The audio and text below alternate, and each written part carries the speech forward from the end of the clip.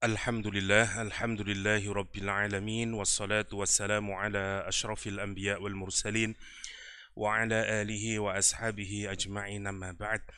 Ikhwa fillah rahimakumullah, jamaah salat maghrib yang dirahmati Allah subhanahu wa ta'ala. Kita melanjutkan tadabbur kita akan surah Al-Mulk. Kita awali dari ayat yang ke-7 kemarin, berkenaan dengan neraka jahanam. Setelah Allah subhanahu wa ta'ala menyatakan di ayat yang ke-6, walilladzina kafaru birabbihim adzabu jahannam wa bi'sal masir. Ayat sebelumnya Allah menyatakan bahwa salah satu fungsi dari bintang atau star adalah sebagai rujuman lisyayatin, sebagai seperti batu yang dilemparkan kepada setan. Allah menyatakan rujuman lisyayatin, dan bagi setan itu adalah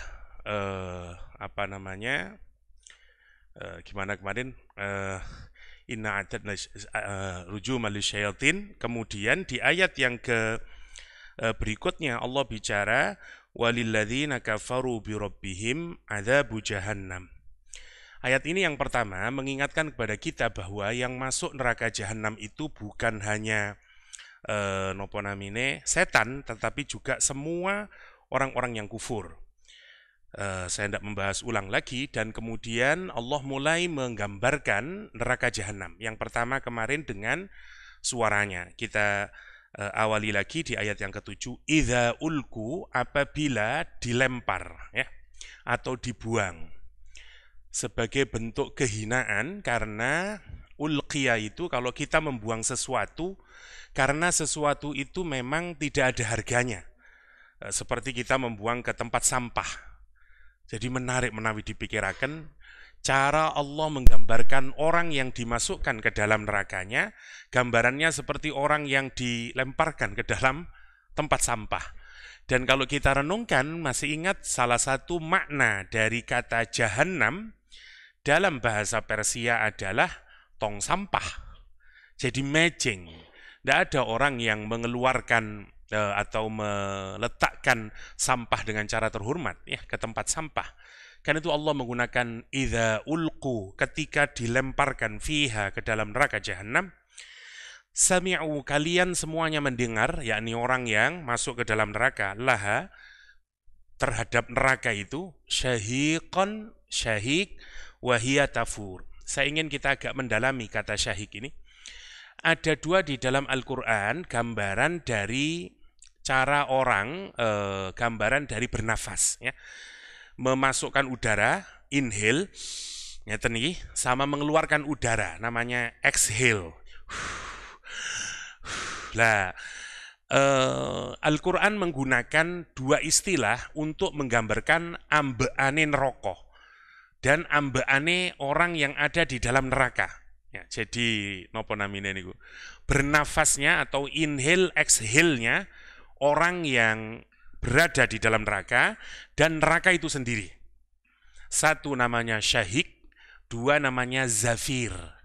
Zafir, sahiqan wa zafira, kata Al-Quranul Karim. Kita lihat dulu yang pertama. Di surah Al-Furqan ayat 12, Al-Quran menyatakan, idza ra'athum min makanin ba'id sami'u laha taghayyudhan wa zafira. Apabila neraka itu melihat kamu, ya, apabila ra'athum, ya, neraka itu melihat kalian, min makanin ba'id, masih dari jarak yang jauh. Kita sama neraka, katakanlah, ya, itu jaraknya masih sangat jauh. Apa kata Al-Quran? Sami'u laha, kalian semuanya akan mendengarkan. Jadi nerakanya masih sangat jauh, kita ini semuanya akan mendengarkan. Taghayyudhan wa zafira. Taghayyudhan dari kata ghaidh. Orang marah itu bahasa Arabnya ghadab. Tapi kalau marahnya pun teng mriki, ya, saking nemene marah, bukan ghadab lagi, tapi ghaidh. Ghaidhun. Makanya salah satu ciri orang muttaqin di dalam Al-Quran, orang yang menelan amarah. Kalimatnya itu, wal kadhiminal ghaidh wonten surah Ali Imran nggih menawi mboten kelintu. Menarik untuk difikiraken napa namine. Yang pertama, orang marah itu awalnya tentu dari hatinya karena perasaan yang gak enak marah dia. Al-Quran menggambarkan rasa marah itu kalau naik terus saking nemene pun mau meledak.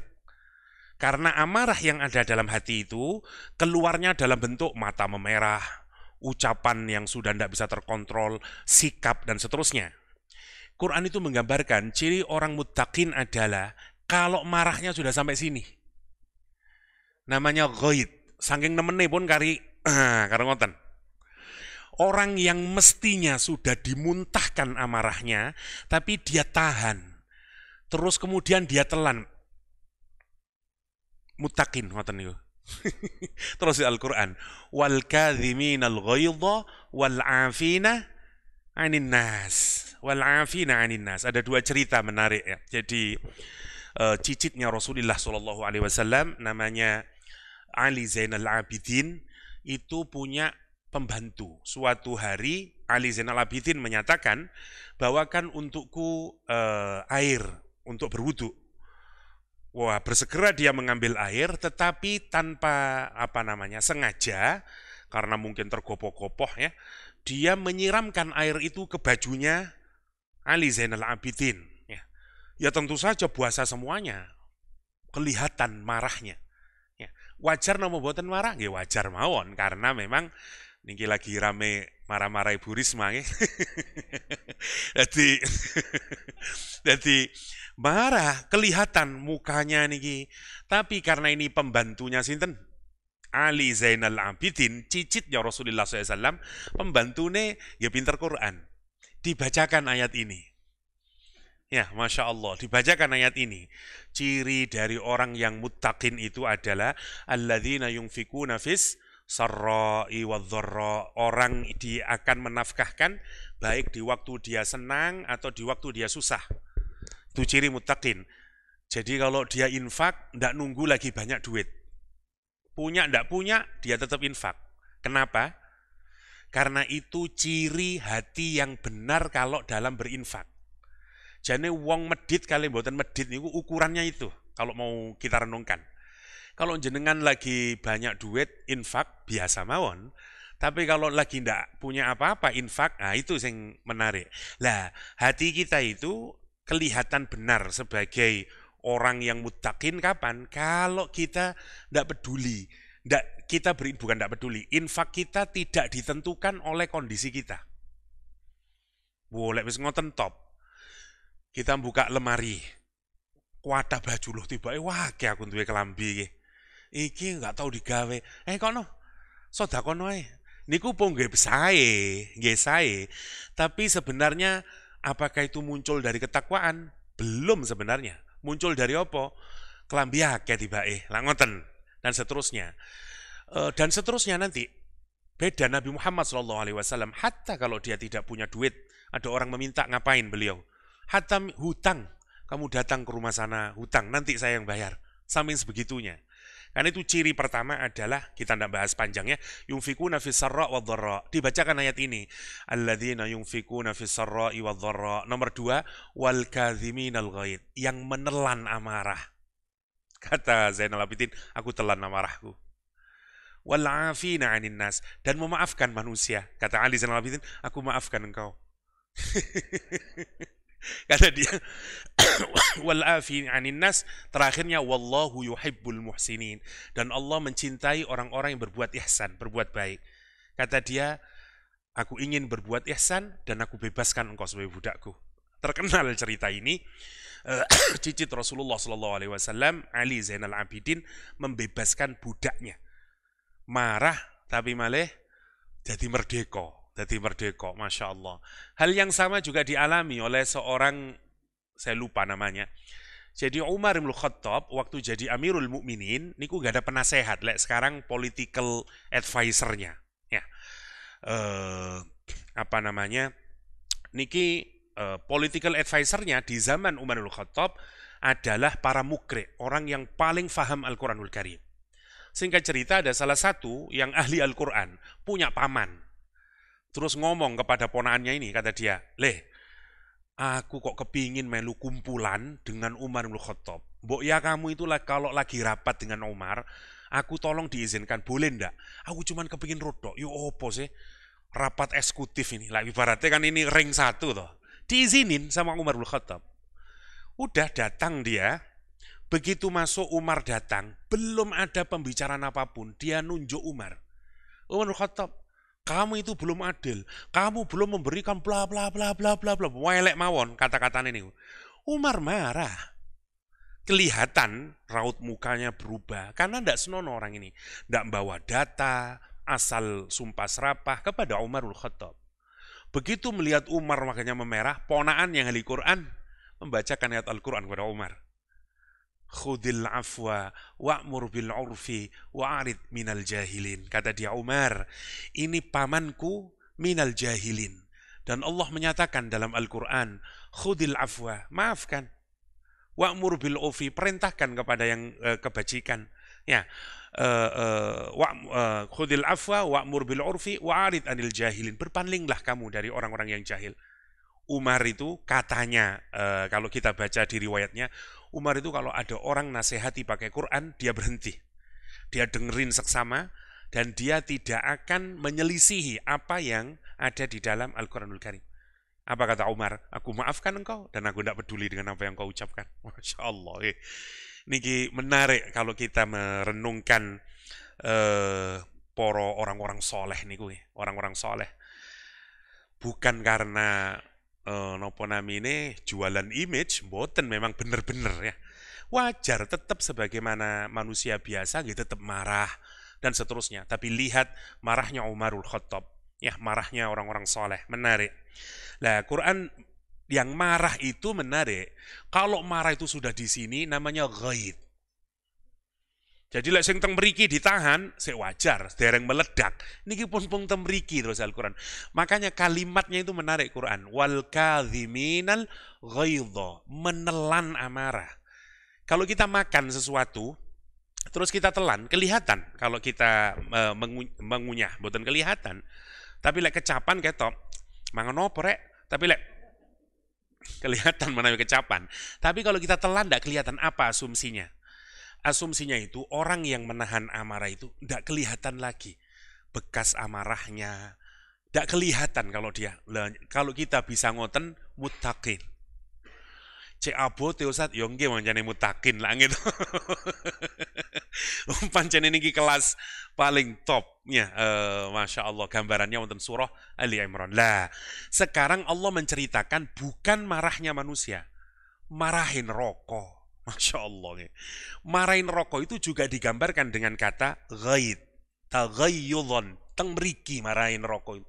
Setiap apa? Ngelihat calonnya yang akan masuk ke dalam neraka, dia sudah marah, menggelegak-gelegak. Untuk bikin apa? Bikin ketakutan orang yang akan masuk. Kenapa sih Allah menceritakan sedemikian ngerinya begini ini? Agar benar-benar kita ini takut sama neraka. Mosok lek wis digambaraken ngeten kok sing guyang-guyu lak kan nemen to asline. Ya opo rek wis medenine kaya ngoten dan seterusnya. Dan tidak ada dari kita ini yang selamat kalau kita mikir, karena pasti kita punya dosa. Kecuali kita mendapatkan ampunan dari Allah Subhanahu wa taala, kita mendapatkan maghfirah dari Allah Subhanahu wa taala. Karena itu ayat ini kenapa sekarang nadanya keras? Karena orang ini sudah ndak boten saged diperingati dengan gambaran kekuasaan Allah SWT kemarin. Wis diceritani langit, ceritani iki, sik tetep mawon kemarin yang kita gambarkan, tetep maksiat sama Allah. Sekarang dikasih yang lebih keras lagi untuk memukul kesadaran. Masya Allah, ya, untuk memukul kesadaran. Saya tidak tahu apa saya pernah ngomong di sini.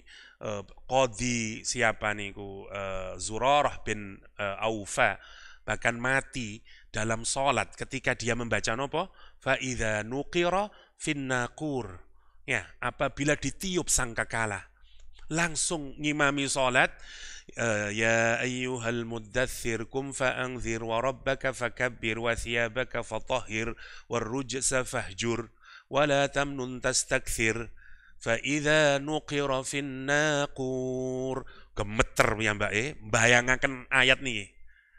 apabila ditiup sangkakala. Fa idza nuqira fin naqur, gemeter piyambake, terus langsung rukuk, langsung tersungkur meninggal dunia beliau.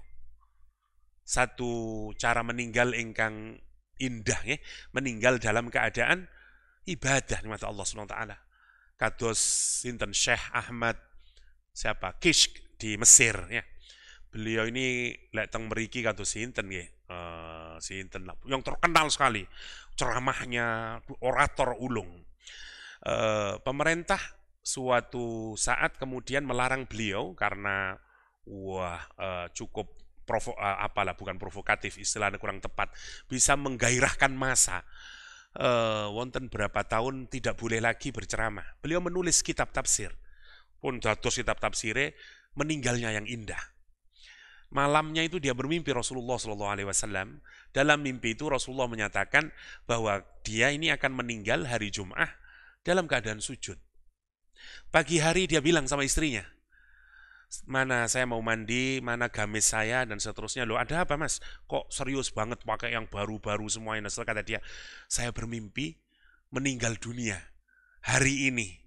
Kata istrinya, ngapain? Katanya kan kalau cerita buruk itu tidak boleh ceritakan. Bagi istrinya, tentu saja mati adalah cerita burung, tidak duwe bojo lah gitu. Kata dia, justru ini adalah cerita terbaik. Dan aku ingin cerita ini benar-benar menjadi kenyataan. Masya Allah, hari itu, hari Jum'ah, beliau datang ke masjid, dalam sujud, beliau meninggal dunia. Masya Allah, sama seperti Syekh Mutawalli Sya'rawi yang juga sama, dua penulis tafsir atau ahli tafsir di Mesir yang mengagumkannya. Oke, terusakan buatan munggah-munggah nanti ayat. Jadi Al-Quran menggambarkan kalau kita neraka itu melihat orang yang akan masuk ke dalamnya, apa kata Al-Quran? Taghayyudan, marah dia. Marahnya itu bukan sudah di sini, ditambahi dengan zafira. Dia ngeluarin suara, saking nemennya ya. Dan orang itu kalau dengerin suara orang marah, itu menakutkan. Kalau dengerin orang lagi seneng, senang lah gitu. Kados seluring Sunda, tanda seneng. Kalau orang itu lagi marah, suaranya juga tidak enak, apalagi suara neraka. Jadi yang pertama, syahikon sama zafir, kalau di dalam Al-Quran ada yang dirujukkan kepada neraka, tapi ada juga yang dirujukkan kepada sinten? Orang yang masuk dalam neraka seperti di surat Hud. Fa'ammal ladzina syaku fa finnari lahum fiha zafirun wa syahik. Kata Al-Qur'anul Karim. Adapun orang-orang yang celaka, yang syaku, syaqawah ya. Orang yang celaka, apa kata Al-Qur'an? Fa finnari, maka dia di dalam neraka zafirun wa syahik. Macam-macam maknanya zafirun syahik. Satu, ada yang menyatakan suaranya menjerit keras, syahik suara yang lemah. Ada juga yang menyatakan suara yang inhale tadi, zafirnya exhale. Oke. Jadi di dalam Al-Quran kata syahik dan zafir bisa dirujukkan kepada orang yang masuk ke dalam neraka, juga sakit dirujukkan kepada nerakanya. Sekarang kita baca ayatnya. Idza ulqu fiha, apabila dilemparkan, dibuang orang itu ke dalam neraka. Saya terjemahkan letterleknya. Dimasukkan orang ke dalam neraka. Sami'u laha, mereka semuanya akan mendengar. Dari neraka itu apa? Syahiqan wa hiya tafur. Dia mendengar syahiknya neraka. Yang kemarin saya ceritakan itu. Berkoar-koar dia, suara yang jelek. Para ulama tafsir menggambarkan seperti suara khimar. Karena tidak bisa lagi gambaran suara yang jelek. Ya, mungkinlah Indonesia ngartikan dulu syahikon ai sautu mak lampir, ngaten mungkin. Gambaran suara yang jelek. Wong Arab itu suara jelek adalah sautul hamir. Inna angkarul aswad la sautul hamir. Dalam Al-Quran suaranya keledai, pun kedelai, keledai. Dengerin di YouTube ada, ya memang ada indahnya ya, suara keledai. Oke, wahia tafur, kapan dia mengeluarkan suara? Ketika tafur, seperti kemarin ya. Jadi mirip ayat ini dengan yang ada di surat Al-Furqan tadi. Ya, taghayyudon wa zafira. Jadi niku tembu nemu tutup menarik Al-Qur'an itu. Jadi kalau di surah Al-Furqan menggambarkan exhale-nya ya Quran, kalau di surah nopo niki Al-Mulk menggambarkan inhale-nya. Nah, ambekane neraka niku mboten coblas, suarane mboten karu-karuan. Kados kita dengerin orang mengi itu lho, lak mboten neco to. Mboten neco niku wong mengi dan niku neraka ngoten maksude niku. Masyaallah. Niku idza ulku fiha sami'u laha syahiqan wa hiya tafur. Saya singkatkan mboten kula waos tafsiripun terlalu banyak ya.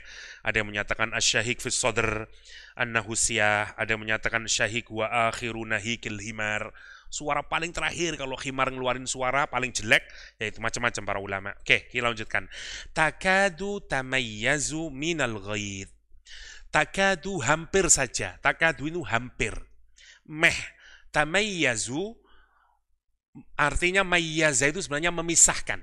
Karena itu orang yang sudah bisa memisahkan baik dan buruk, bahasa Arabnya mumayyiz. Ya, misalnya dia mumayyiz sampun Ustadz, udah baligh, dia sudah bisa memutuskan. Usianya disebut mumayyiz. Tamayyazu minal ghaid, dia memisah-misahkan dirinya. Gambaran apa niku? Wong ngamuk. Ya, orang Arab itu dulu kalau marah dia tarik-tarik. Saya pernah merasakan, ya, saat kelahiran anak pertama, ya. Kakak-kakak perempuan saya bilang sama istri saya, nggak loro kok, nduk, wis sing pokoknya gampang lah, dibesarkan hati istri saya.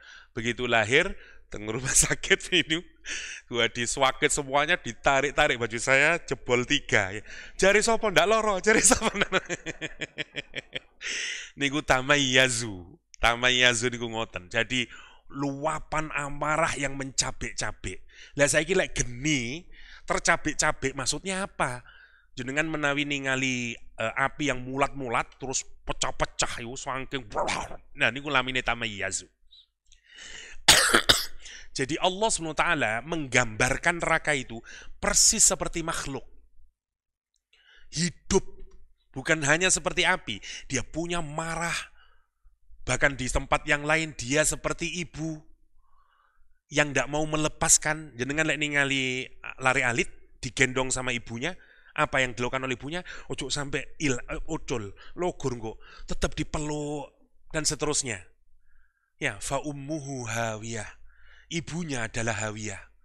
Wong Arab atau kita semuanya kalau dengar kata ibu, nopo yang dibayang kita? Pelukannya, kasih sayangnya, senengnya kita kembali kepada ibu, perlindungannya kepada ibu, lah gitu. Ibu beda kali bapak. Kalau kita pergi ke mana lah, ke pasar atau apa, anak itu di samping ibu terus. Dan dia bingung, nih, bapak mboten mikir pun ngelucur terus, langit. Pancen ngoten. Menarik nih. Lah, niku tasih di apalagi kalau tambah kecil. Tambah digendong, boten sakit, ojo sampai logur, dan seterusnya. Quran itu menggambarkan dengan sarkastik. Orang sing masuk neraka, wah, wis ngeten. Kita ini kalau mau memaksimalkan seneng, atau mau memaksimalkan susah, carane nopo? Bikin surprise. Nah gitu. Ulang tahun istri jenengan, sampean lupa lah, katakanlah. Terus nggawa tas kresek ireng deleni pojokan. Bojone ngenteni ae wis misale ndak eling kayak bojoku sepo. Apa Mas, ireng-ireng kok embo ta sapa arek-arek kon deleni pojok ngawur arek. Coba jelon. Misale kan ngono lho. Dibuka, wah, babe misalnya atau apalah, I love you. Wah, seneng deh nih.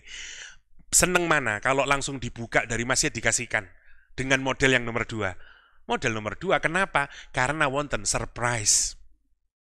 Nah, Quran niku full ngoten niku. Jadi koyoke seneng, tibane mboten seneng. Untuk apa niku? Cikne tambah nyungsep. Fa ummuhu hawiyah. Wis seneng niki ngrungokno wong Arab nih. Ya kalau kita ndak ada bedanya karena kita bukan orang Arab asli zaman itu. Tapi bagi orang Arab zaman itu mendengar kata ibu, bano wis masih mlebu neraka tapi kan seibu. Fa ummuhu hawiyah wa ma adraka ma hiya, kata Allah Subhanahu wa taala. Memangnya kon ro sapa ibumu hawiyah iku? Narun hamiyah. Api yang panas, yang terus memanas. Ini ibarat uang elele umbiono. Ye, ini ngoten tibane. Untuk memukul hati kita. Masya Allah ya. Fa ummuhu hawiyah. Wa ma adraka ma hiya. Narun hamiyah. Karena itu kita akhiri dengan nas'alullahal afwa wal afiyah. Masya Allah ya. Untuk gambarinnya. Lah sama dengan ayat ini, Allah menggambarkan seperti manusia, takadu tamayyazu minal ghaid, hampir merobek-robek karena amarahnya. Kullama ulqiya fiha faujun, setiap dilemparkan ke dalamnya, faujun, siapa itu? Satu kelompok orang. Ini menarik ya, mangke orang dimasukkan ke dalam neraka, kelompok-kelompok. Jadi ahli judi, ahli apalah, dan seterusnya ya, tukang korupsi, dan seterusnya. Maujun, dimasukkan semuanya, pemimpinnya, kita banyak, nanti kita akan berhadapan dengan banyak di dalam Al-Quranul Karim berkenaan dengan orang neraka. Ada sing katanya apa orang Jerman norok buntek tok ya. Ngikut doang. Dia protes sama, "Jane aku ndak mlebu neraka kan gara-gara sampean, Cak. Aku biyen melu sama jane aku." Wah, dan seterusnya wonten ngoten niku dalam Al-Qur'an. Lah, ayat ini menggambarkan setiap dia masuk satu kelompok, sa'alahum khazanatuha, bertanya penjaga neraka kepadanya. Niki terus para mufassir, boten pertanyaan ditakoi, terus neraka takoi, kon kok iso meneng kene? Boten ngoten. Prinsipnya ngeten neraka niki, tidak ada kesenangan sedikit pun di neraka nih. Hatta jenengan minta seteguk air dari kasih. Masya Allah nih. Kalau tangleteng pun di hukuman di dunia ini, yang paling bengis pun jenengan bayangaken. Dikasih air, tetap dikasih air. Hukuman yang paling menyedihkan ya, misalnya 1 kali 1 meter, ndak ada WC-nya, ndak ada apa-apanya. Itu hukuman orang di dunia. Pun teng meriku, buang kotoran di situ, tapi tasih dikasih makanan. Masih di situ enggak. Al-Quran itu sampai dia minta air dari kasih. Atau yang lebih kecil dari air. Enggak dikasih, nanti dalam Al-Quran dijelaskan. Kenapa kata Allah? Minta saja, terus saja minta. Enggak akan ada gunanya itu. Masya Allah. Nanti kalau kita sampai di ayatnya. Nah, ayat ini menggambarkan pertanyaan ini, kata para ulama tafsir namanya su'al taubih. Ini pertanyaan penghinaan. Kon kok cek goblok gitu tuh kene ku. Ya apa ceritane goblok pol kon panjenengan. Buat ditambah jenengan lek wis sengsara terus ditambah duwe C digilokno lak wis to. Ya wis pore panjenengan aku elek tapi ojo ngono to, lak ngono to. Niku maksude ngoten, sa'alahum khazanatuhan. Jadi bukan bertanya kon kok iso tutuk neraka iku lho. Bukan begitu. Tapi dia dihinakan oleh malaikat. Nomor 1, fungsinya. Nomor 2, untuk apa? Untuk pengingat kita. Jangan sampai kita seperti ini. Jadi jawaban orang yang ada di dalam neraka, itu informasi yang sangat berharga buat kita. Kata dia, sa'alahum khazanatuha, penjaga nerakanya bertanya kepada dia, alam ya'tikum nadhir. Tidak datangkah kepadamu nadhir? Nadhir maknanya 2. Yang pertama nadhir Rasulullah SAW. Karena Rasul adalah nadhir sama bashir, ngasih peringatan terus. Kalau ada tambahan huruf ya, nadhir, bashir, rohim, alim, maknanya terus menerus. Nabi tidak mengingatkan sekali 2 kali, terus mawon. Nadhir istilahnya. Nadhir. Yang nomor 2, nadhir Al-Quranul Karim. Sebagian ulama tafsir menyatakan, ya karena sampun turun Al-Quranul Karim, alam yatikum nadhir, gono Quran ta, gono pengajian ta, ndak ada majelis taklim ta, ndak ada masjid ta, nggak ada Nabi Muhammad ta, dan seterusnya. Lihat, dihajar orang ini dengan pertanyaan-pertanyaan dan seterusnya. Ibaratnya orang itu nggak lulus SBMPTN, nah misalnya, padahal wis kunci jawabannya dikasih, kursus ya wis kali macam, kon kok cek goblok lele, lah ngoten to gampangane. Kunci lah wis ono to, anu kabeh to. Duitnya wis nyungsep tambah ditwakoni, wis meneng lah Pak, pancen aku goblok ngoten yang sama lah. Kita kadang sama istri begitu ya. Ndak boleh. Kadang laki-laki gitu emosinya. Sampai niku wancen mosok ngono ae gak iso anu ngene. Istri kalau sudah marah ya gitu. Memang aku goblok. Itu puncaknya karena dia sudah marah. Lah semacam ini. Kenapa begitu? Karena dia merasa terhina. Itu maunya Al-Qur'an. Wes mlebu neraka dihinakan lagi. Allah, itu maksudnya sa'alakum khazanatuha alam ya'tikum nadhir. Lah ngeten iki lek jenengan waos piyambak malam hari tahajud mesti nangisin, mboten kira mboten nangis. Takadu tamayyazu minal ghaid, terus ngiling ya Allah, cek susahane ya. Kullama ulkiya fiha faujun sa'alahum khazanatuha alam ya'tikum nadhir. Diulang lagi, alam ya'tikum nadhir, ya Allah. Wedi nangis mangke berbesmili. Mari kroso enteng donga teng pangeran. Jenengan sepuro kula ya Allah, sepuro bojo kula ya Allah, anak kula ya Allah, tiang sepah kula ya Allah. Itu yang paling berharga. Mata yang menangis karena takut sama Allah tidak akan pernah disentuh neraka. Itu yang jauh lebih mahal dalam kehidupan kita. Dan nanti hati ini ku plong, padang, yasroh sodrohu lil Islam.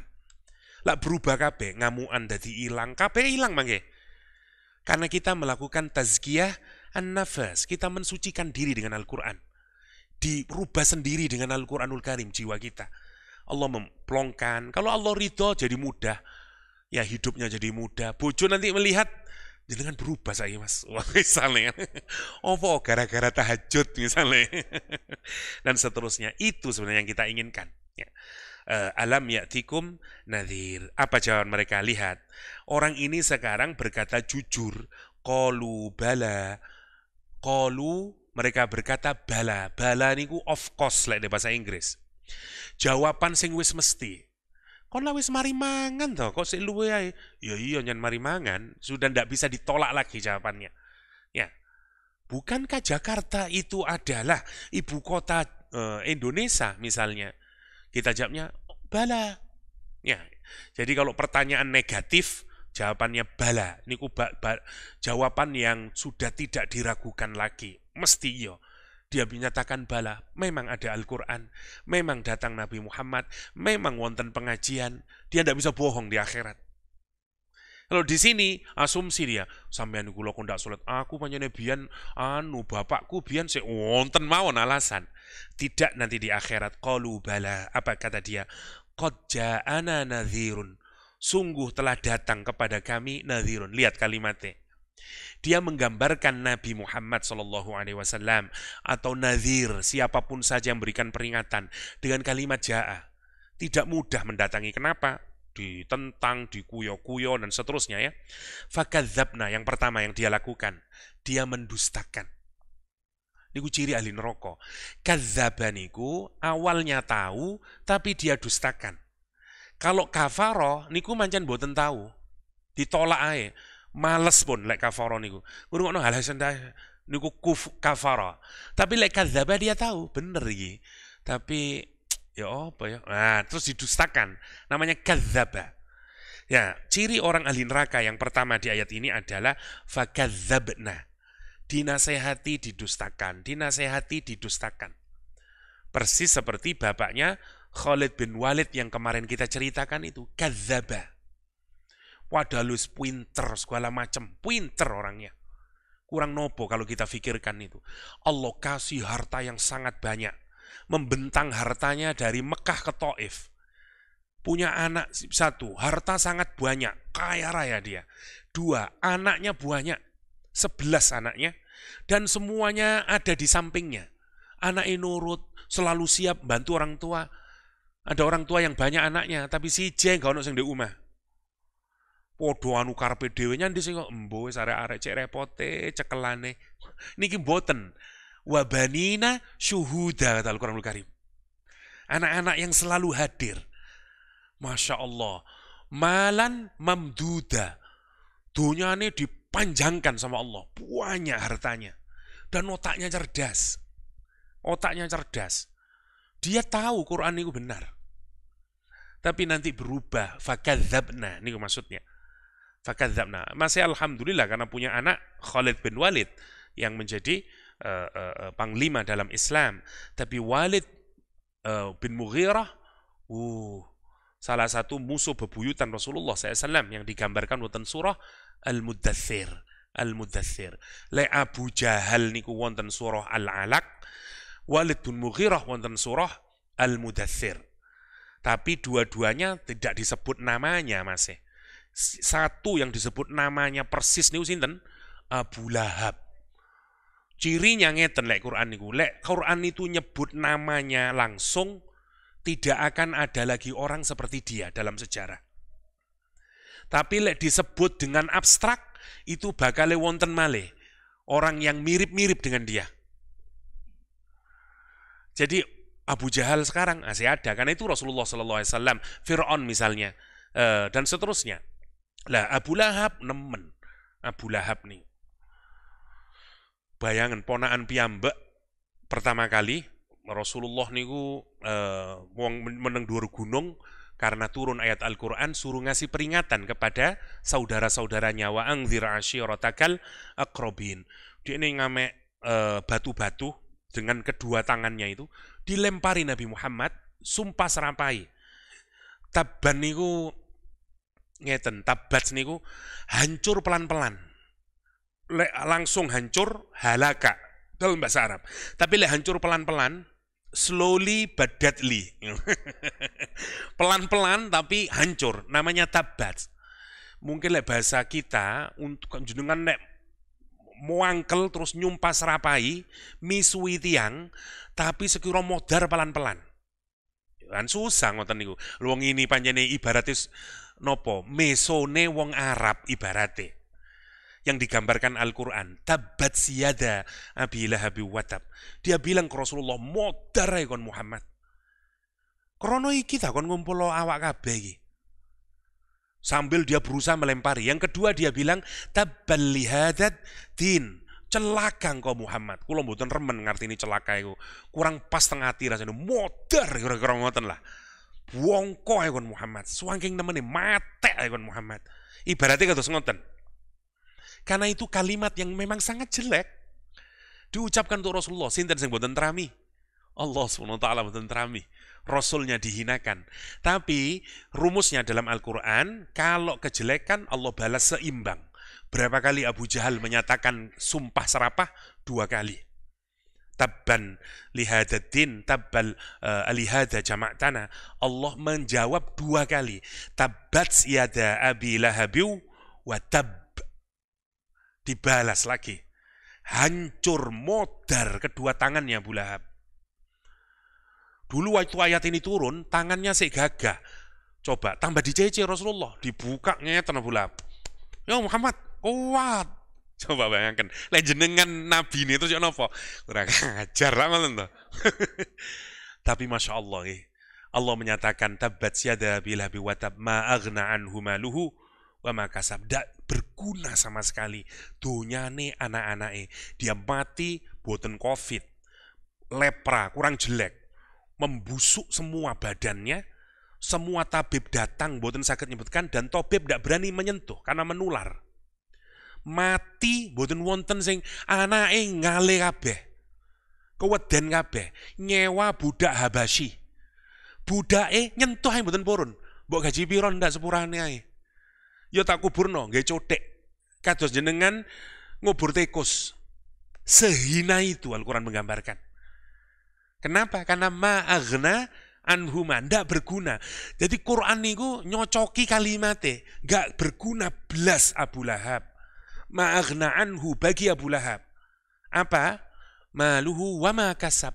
Hartanya, anak-anaknya, gono gunane. Allah tunjukin waktu di dunia, apalagi di akhirat. Itu yang digambarkan. Apa yang dilakukan oleh budak ini dingetenaken. Dadi damel jublangan riyen dingetenaken terus.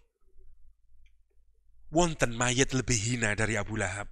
Wonten wonten. Damel contoh kita semuanya, tabat. Dan pelan-pelan seperti kalimatnya. Loroi Abu Lahab boten langsung, pelan-pelan. Mulai loro kabeh, melembung kabeh ibaratnya, nanahan kabeh, mulai potuk gitu. Tabat siada. Kenapa? Karena dia sendiri.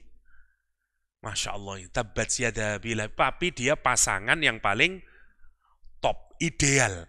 Jadi best couple in the world lah Abu Lahab kali bojone. Ya, sehidup seneraka. Nah, ini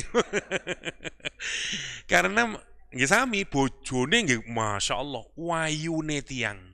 Swogeh wayu. Abu Lahab niku guanteng sogeh. Jadi kan lek nonton pengantennya paling ideal. Jadi wong Arab ku lek guanteng, kulite glowing disebut Abu Lahab. Cuman karena Al-Quran kemudian geser maknanya. Yang awalnya Lahab itu makna ganteng, dirubah Al-Quran orang yang nanti akan dimakan oleh jilatan api neraka. Jadi Abu Lahab, bapaknya api neraka. Tapi dulu awalnya Abu Lahab nu mboten, bojone namine Ummu Jamil. Ya, Miss Beautiful. Oh, kurang nopo won. Wadi podo sogene niki, keluarga podo sogene, swoge ganteng, ayu, swoge, ketemu sak bojoan. Best couple. Tapi podo weleke atine, podo mungsuhe Kanjeng Nabi yang neraka bareng-bareng. Fi jidhiha hablum mim masad. Di sininya itu dia membawa lek saniki emas, nggih. Wah mungkin kilonan lah apa. Dia ngomong sesumbar kemana-mana. Aku tak entekno donyaku iki. Gawe ngelarani Muhammad. Saking nemene. Orang kalau kaya itu dulu ndak pernah bawa kayu. Sing ono nopone namine rine. Niku pekerjaan budak. Ummu Jamil saking benci dengan Kanjeng Nabi, bano tak gawa dhewe. Tak pastekno tak delen Dek tempat-tempat yang dilalui Muhammad. Hammalatal hatab. Perempuan yang membawa kayu. Sampai dia merendahkan dirinya sendiri. Ndak apa-apa wis untuk memusuhi Muhammad. Coba bayangkan. Wonten sak bojo sing ngoten niku. Klop finnar. Masya Allah, Masya Allah. Kula teng pundi pundi dadi niki nggih. Qalu bala qad ja'ana nadhirun fakadzabna wa qulna. Lihat, yang pertama dia mendustakan. Azan riyen nggih. Kita lanjutkan sampai selesai bagian yang kedua. Saya agak cepat. Takadu tamayyazu minal ghaid kullama ulkiya fiha fawjun sa'alahum khazanatuha alam ya'tikum nadhir qalu bala qad ja'ana nadhirun fakadzabna. Yang kedua dia menyatakan apa? Faqulna wa qulna ma nazzalallahu min syai'. Dan dia berkata apa? Ma nazzalallah. Allah sama sekali tidak menurunkan wahyu min syai' sedikit pun. Gak ono. Allah itu tidak nurunin apa-apa kok. Ditentang iku lah sekedar ucapan Muhammad aja. Itu kedustaan ya. In antum illa fi dhalalin kabir. Enggak lain kamu itu kecuali berada di dalam kesesatan yang sangat besar. Satu kesalahan yang harus ingat adalah kedustaan. Saelek-elek tiang, tapi kalau dia mau jujur, mboten mendustakan, itu dia masih akan punya peluang insya Allah. Mudah mendapatkan hidayah. Kenapa Walid tidak bisa mendapatkan hidayah? Karena takdzib. Karena kedustaan. Kenapa Abu Jahal? Niku Allah anugerahkan dengan semua pikiran sing sehat, pinter, tapi nolak. Orang yang model ngeten niku ndak akan dapat hidayah. Tapi ada orang yang ahli maksiat, tapi jane krono bodoh nih. Karena dia ndak paham. Biasanya yang kayak begini masih jauh lebih mudah untuk mendapatkan hidayah Allah subhanahu wa ta'ala. Berbeda dengan model Abu Jahal, Abu Lahab. Abu Sofyan misalnya. Jadi mungsune Kanjeng Nabi niku menarik kalau difikirkan. Wadah sing gagah, pancen musuh beneran tanding Abu Jahal. Wonten sing gagah, wonten sing musuhe nemen, tapi ndak wani rai. Abu Lahab. Abu Lahab lek perang bayar dek nih. Ruwet pun. Gelek niku pembantu budak-budak niku. Gantenono aku yo tak bayari. Dia pengecut, tidak berani berhadapan langsung. Tidak berani berhadapan langsung. Beda dengan Abu Jahal. Wani lah Abu Jahal. Nabi Muhammad sholat sujud ngeten. Diparani dengan Abu Jahal. Muhammad. Nabi Muhammad sujud. Kalau kamu tetap sujud meneh, balik maneh kon sujud ngarep Ka'bah, tak idek gulumu sampai mati kon. Saksenono kabeh, orang-orang itu, gengnya Abu Jahal, semua ada di situ. Saksikan semuanya ya. Kalau besok Muhammad masih di sini, tak idek sampai mati. Siapa Ustadz, Kiai, Dai hari ini yang pernah dapat tantangan terus ngoten? Niki geng paling terbesar loh. Dan ya kalau kita sekarang sudah mayoritas, niki minoritas. Bolone wong-wong miskin-miskin, masih sedikit, periode Mekah awal. Nabi Muhammad bangkit, surat Al-Alaq yang menceritakan. Ya, kata dia, kamu mau panggil teman-temanmu? Kata dia, oke silakan. Sanad'u zabaniyah, tak panggil malaikat yang di langit. Wes, coba bayangkan, perangi Nabi Muhammad. Ya, kalau kita cuma bisa baca ayat ini saja, terus ngomong tak panggil malaikat, tiba-tiba mudun lah belahan. Masya Allah, ya. Masya Allah. Sanad'u zabaniyah, kata dia. Falyad'u nadiyah, kata Muhammad. Aku tetap kata sujud. Ate opo kon? Kalau kamu mau melawanku, falyad'u nadiyah. Panggil geng-gengmu. Nadiyah iku wong sing kongko-kongko wonten balai RW. Nggih. Jadi dulu Darun Nadwa. Darun Nadwa itu tempatnya, jenengan lek nonton film Umar, kan wonten panggonan sing wong muter sedaya niku. Kolan pemimpin-pemimpin terus longgo ngeten. Lah niku namine Darun Nadwa dulu. Tempat longgo kongko lek sekarang ya kados balai RW lah. Jadi pemimpin Quraisy niku ngumpul nang mriku rumiyin. Lah, dia Nabi Muhammad itu tidak menunjuk Abu Jahal saja. Dia bilang, "Falyad'u nadiyah." Panggilan semuanya, temanmu. Jangan hanya kamu Abu Jahal. Sanad'u zabaniyah. Tak akan bakal aku panggil the guardian angel. Wah, sonten nih. Az-zabaniyah. Masya Allah. Terus pulang Rasulullah SAW. Besoknya itu sujud lagi. Semua orang sekarang melihat sinten? Abu Jahal. Ayo, jarene kon kate ngidek. Ayo. Masya Allah. Abu Jahal keweden. Karena dia tahu, dia ini orang yang tahu kalau Nabi Muhammad benar. Ucapannya benar. Tapi krono kisinen, kuwabe orang jare wingi berangkat Abu Jahal. Nanti menarik ya. Salah satu orang yang pernah melihat sayapnya Jibril, Abu Jahal. Bayangkan, tiang pernah melihat sayap malaikat, tetap boten iman saking nopone niku. Pernah melihat, kenapa? Kata begitu aku mendekat kepada Rasulullah dan hampir aku injak kepalanya, maka antara aku dan Muhammad seperti ada jurang yang sangat dalam. Warnanya hitam dan aku melihat kepakan sayap, kata Abu Jahal. Balik wedi, mukanya menjadi menghitam. Ketakutan Abu Jahal. Itu yang diceritakan Sanad'u zabaniyah. Kalla la tuti'hu wasjud waqtarib. Demi Allah, kata Rasulullah SAW, kalau Abu Jahal benar-benar mendekatiku, selangkah lagi malaikat akan memanggilnya dan memecah-mecah, mutilasi beliau. Mutilasi Abu Jahal. Hancur modar Abu Jahal nih. Boten wantun. Nah, niku econe dadi nabi. Kalau kita tapi jenengan bayangkan ayat ini dulu dibaca seperti ayat nopo nih. Perang dulu. Waktu dibaca niku. Falyad'u nadiyah sanad'u zabaniyah. Wah, ngoten. Kesan kerengnya ayat ini, menakutkannya ayat ini. Berubah kalau kita mboten paham backgroundnya, konteksnya. Jadi melankolis ayate. Falyad'u nadiyah. Ya apa rek? Ayo celuken lah ngoten. Celuken bola-bolamu. Lah ya apa iki? Botennya karena mestinya backgroundnya ini keras. Begitu mestinya. Dan tidak hidup itu kapan kalau kita tidak melihat konteks.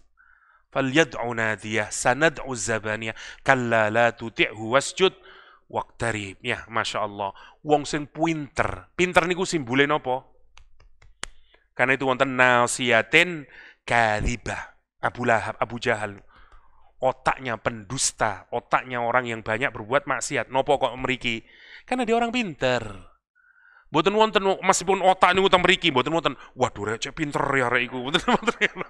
Mriki uteke pancen cerdas, ngoten. Nggih. Karena dia simbol kehormatan, simbol kecerdasan, teng kebudayaan banyak, mboten hanya Islam, orang menutup kepalanya. Nopo niki simbol karena ini sesuatu yang mulia, simbol kepinteran, simbol dan seterusnya. Bukan hanya khas Islam ngeten saja nih, semua kebudayaan. Karena itu Quran ngibarataken ngono nasiyatin kadzibatin khati'ah. Saya lanjutkan kersane selesai sedikit. Wa qalu law kunna nasma'u aw naqilu ma kunna fi ashabis sa'ir. Sekarang Allah menggambarkan begitu dia dihinakan oleh malaikat dengan soal taubih tadi, dengan pertanyaan menghinakan, mereka berkata lau. Perhatikan kata lau kemarin. Lau dipakai kapan? Pengandaian yang tidak mungkin terjadi. Kalau idza kemungkinan bukan kemungkinan, pasti terjadi di masa yang akan datang. Idza jaa nasrullah. Belum Mekah belum dimenangkan ini. Cuman jadi motivasi tok. Engkau Mekah pasti dikalahkan. Kalimatnya menggunakan idza. Apabila dikalahkan, kapan? Masa yang akan datang. Kalau idz, masa yang lalu. Idz qalatil malaikatu misalnya. Kalau in 50-50. Bisa iya, bisa ndak. In ja'akum fasikum binaba'in fatabayyanu. Jika datang kepada kalian seorang fasik beri kabar berita, tabayun dulu.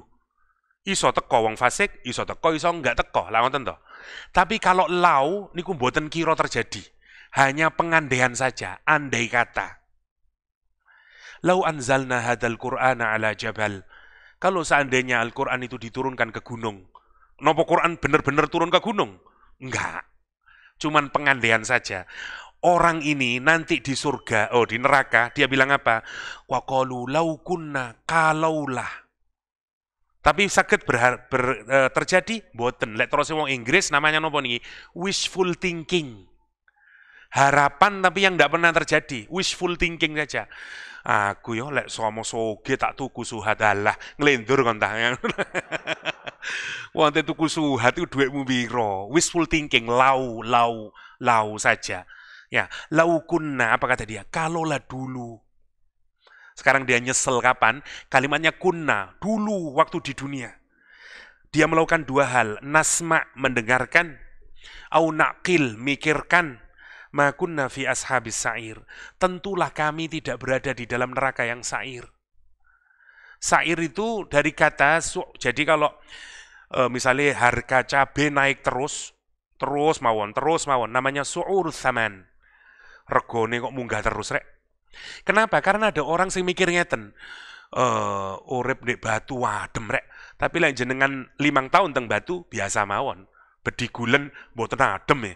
Wong Surabaya sing krasa adem gitu. Ada orang sing kurang ajar ngoten mikire. Ndek neraka, lek wis oleh 1000 tahun lek kira-kira wis biasalah. Pikire ngoten, karena nopo namine lek teng bahasa Inggris acclimatize namanya. Sudah well suited dengan iklimnya. Ya. Jadi wis well adjusted, wis biasa wis. Nah, Quran menyatakan enggak, neraka niku salah satu namanya adalah sa'ir. Panas iku terus, mboten nate. Wonten ulama sing dengan cara yang kasar ya. Kon jarene lek jin itu kan dari neraka, dari api, dia ndak sakit, dia ngambil brongkalan, ya tanah yang keras itu dilemparkan sama dia. Waduh, kok sampean kok ngeten Ustaz? Lah iya, iku mau apa? Lemah. Awakmu tekan apa? Lemah loro. Nggih sakit Ustaz. Niku gambarane nggih. Lau kunna nasma. Jadi kesadarannya nopo? Karena dia tidak melakukan dua hal. Nasma, mirengaken. Kita ini banyak dapat hidayah sesungguhnya dari mana? Dari mendengarkan. Dengarkan Al-Quran, dengarkan majelis taklim, dengarkan. Kenapa sih kok tidak melihat? Karena yang lebih powerful itu sesungguhnya mendengar. Dengar itu butuh koneksi dengan akal. Jadi kan boten saged denger tapi akalnya boten nyambung, boten saged. Nggih jenenge nopo? Nggih kados para suami-suami yang diomongi istri. Karena dia lagi sibuk. Mas, apa mau? Lah, nggak tahu dia. Niku namine namine telek wong barat hearing tapi tidak listening kata orang barat. Ya. Jadi buat nasma kata Allah. Au naqil terus dipikir. Dua kesalahan yang tidak dilakukan. Dia tidak menggunakan panca indranya, dia tidak menggunakan akalnya. Sekarang dia menyesal. Kalaulah dulu. Kenapa? Lihat surat Al-Mulk dulu ngawalinnya tekan nopo? Kekuasaan Allah. Dia tidak pernah mikir. Kenapa orang kok tidak mikir tentang akhirat? Sekali lagi terakhir ya. Kenapa orang kok tidak mikir akhirat? Karena terlalu sibuk dengan urusan dunia. Jenengan lek mikiri wong Jepang, wong Cina, wong Barat, wonge sae-sae asline, boten kok wong iku cuman karena sibuk dengan urusan dunia, boten mikiri urusan akhirat.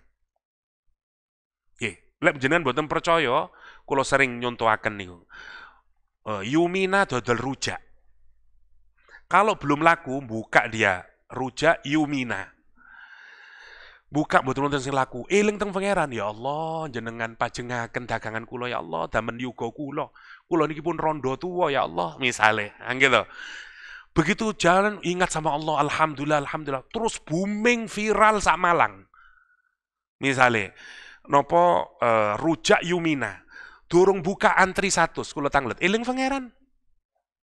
Mboten eling. Buka langsung ngeten tok. Ayo sing kono. Ono pangeran pun. Saestu niku. Semakin banyak kula tanglet eling teng salat. Salat pun kari-kari. Rumiyin Pak pas boten payu jam 11 wis gak ono wong blas wis lah tak tutup lah nya masjid ae lah. Te masjid ya wae. Ngenteni zuhur.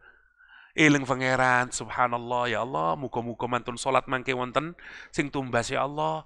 Cedhek teng pangeran. Tapi lek ngeten terus mawon. Mbak wis jam 2 lho, Mbak sampe durung salat sirah kurang sitok iki lho. Ngeten terus. Salat pun mboten mikir pangeran. Lah gitu. Salat wis cek wis koyo olahraga. Assalamualaikum langsung ngulek malih. Jadi monggo dipikiraken niku. Orang barat itu pun juga ngoten. Kenapa? Karena dia mboten wonten jedae. Dari ini targetnya. Orang barat itu terstruktur hidupnya. Pagi saya ke gym, duan gini. Boten dipikir. Jenengan mungkin heran mikir, kok ono ya wong ndak mikir mati? Kok ono ya wong ndak mikir pangeran? Kok ono? Karena dia boten gak ada kesempatan. Maka matur nuwun dadi wong Indonesia niku wonten adzan, wonten jeda salat, wonten kempalan ngeten. Teng barat boten wonten ngeten iki. Teng Jepang boten wonten krana kerja tok donya tok. Hatta kita kalau berada di situasi ngoten lali akhirat. Terlalu banyak wong Indonesia teng luar negeri ilang Islami. Wis mboten mikir pangeran, mboten yang dipikir ngoten terus. Meneh dagangan ya apa, sing proyek iko ya apa, dagangan semuanya. Jadi materialis, jadi kapitalis, ndak iling kabeh. Kenapa sih kita ini harus sholat 5 hari sekali? Ben tetep dadi menungso. Ditarik, kon niku duduk fisik tok. Itu karena kita ditarik. Ditarik. Kamu itu punya ruh. Sujud teng pangeran. Ben ingin, iya aku itu duduk hambana uang. Cuma bukan orang Islam. Kapan dia punya kesempatan ngoten? Hatta minggu mboten budal. Lah gitu. Minggu ndak budal pun. Itu yang menarik dari itu nanti yang dia kemukan laukunna nasma. Kalau dulu saya mendengar. Kalau dulu saya berpikir, makunna fi ashabis sa'ir. Tentulah kami tidak termasuk dari golongan orang yang berada di neraka sa'ir. Ngapunten nggih, waktune pun lami para jamaah pun ngantos ini kumawon kan saged kula sampaiaken. Hadanallahu yakum ajma'in wa sallallahu ala nabiyyina Muhammadin wa alihi wasallam wa akhiru da'wana alhamdulillahi rabbil alamin. Subhanakallahumma wa bihamdik asyhadu an la ilaha illa anta astaghfiruka wa atubu ilaik. Assalamualaikum warahmatullahi wabarakatuh.